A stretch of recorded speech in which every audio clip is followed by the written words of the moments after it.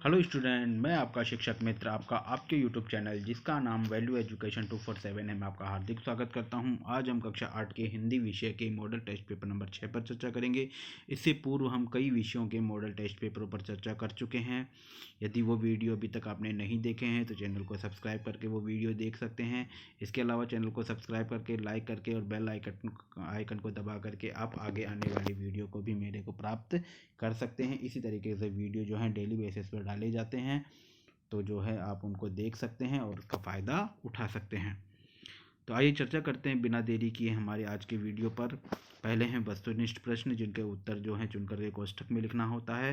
बूंद को समुद्र में लालटेन लिए कौन सा जीव दिखाई दिया? तो यहाँ पर आपके ऑप्शन है मछली, घोंगा, मगरमच्छ, कछुआ।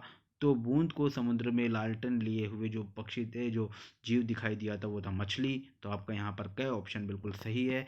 ब्रैकेट में भर देंगे आप क। झावलाल की चिंता का कारण था, तो झावलाल की जो चिंता का कारण था वो था रुपए का इंतजाम न हो पाना, पत्नी द्वारा रुपयों की मांग पत्नी द्वारा रुपयों को मांगा जाना। तो यहाँ पर झावलाल की चिंता का कारण था रुपए का इंतजाम न हो पाना। तो इसमें आप भी क ऑप्शन भर देंगे। इसी प्रकार से आपका प्रश्न 3 है, भारतवर्ष की महान सभ्य संस्कृति कहाँ डूब गई? सागर में, पाश्चात्य देशों में, गहर में और युद्ध में। तो यहाँ पर आपका जो ग ऑप्शन है वो बिल्कुल सही आएगा। गहर में डूब गई थी। तो भारत की महान सभ्य संस्कृति कहाँ डूब गई? गहर में। अगली प्रश्न है प्रश्न 4, यह सबसे कठिन समय नहीं। कविता में कवि के अनुसार चिड़िया की चोंच में क्या दबा है? तिनका, सोना, पत्थर या पानी? तो 4 जो ऑप्शन है उनमें से सही ऑप्शन है तिनका, कि यह सबसे कठिन समय नहीं। इस कविता में जो चिड़िया की चोंच है उसमें एक तिनका दबा हुआ था। तो यहाँ पर क्या ऑप्शन बिल्कुल सही है।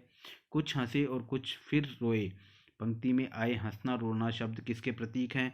तो यहाँ पर ऑप्शन है सहानुभूति और कष्ट के, सुख और दुख के, मेल और बिछुड़न के, प्रेम और वियोग के। तो यहाँ पर आपका जो सही उत्तर है वो है ख, सुख और दुख के, यानी हंसने में सुख और रोने में दुख। तो यहाँ पर ख ऑप्शन आपका बिल्कुल सही है। ब्रैकेट में भर देंगे आप ख। पक्षी और बादल संदेश देते हैं। तो पक्षी और बादल जो संदेश देते हैं, ईश्वर का, विश्व बंधुत्व का, प्रकृति की मनोरमता का या सम्मान करने का? तो यहाँ पर आपका सही उत्तर है विश्व बंधुत्व का। तो यहाँ पर आपका ख ऑप्शन बिल्कुल सही है। आइए चर्चा करते हैं 7वें प्रश्न पर। निम्नलिखित में से किस शब्द में ब उपसर्ग है? बदबू, बदौलत, बदनाम, बदहजमी। तो यहाँ पर आपका जो सही उत्तर है वो है ख, बदौलत। दौलत, बदौलत, दौलत में ब उपसर्ग लग गया तो बदौलत बन गया। तो यहाँ पर ख ऑप्शन बिल्कुल सही है। कृष्ण ने गोपियों की मटकी दी। तो इस वाक्य को पूरा करने के लिए कृष्ण ने गोपियों की मटकी क्या कर दी? फोड़ दी। तो यहाँ पर फोड़ना शब्द सही आएगा। ग ऑप्शन बिल्कुल सही है।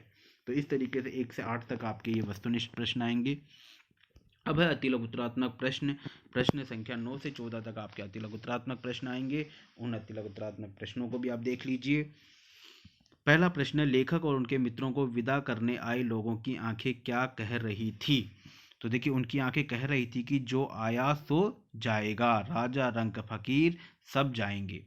वापस समझ लीजिए, उनकी आंखें कह रही थी कि जो आया है वो जाएगा, राजा हो चाहे रंक हो चाहे फकीर हो सब जाएंगे।